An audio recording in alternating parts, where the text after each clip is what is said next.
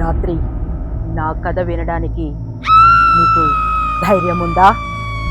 నన్ను చూసి భయపడకు. నేను నీకు కనిపిస్తున్నానంటే నువ్వింకా బతికే ఉన్నావని అర్థం. ఒకప్పుడు నేను కూడా నీలా మనిషి, కలలు కనేదాన్ని, నవ్వేదాన్ని. కానీ ఒకరోజు నా జీవితం మొత్తం చీకటైపోయింది.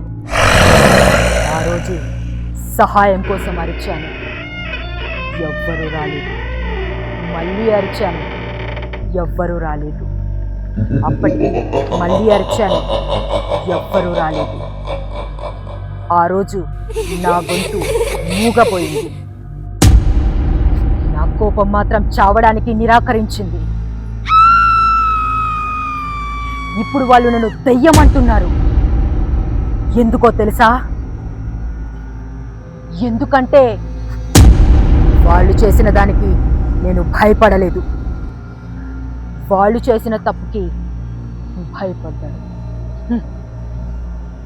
నాకు రక్తం కావాలని లేదు, ప్రతీకారం కావాలని లేదు. నాకు కావాల్సింది ఒక్కటే,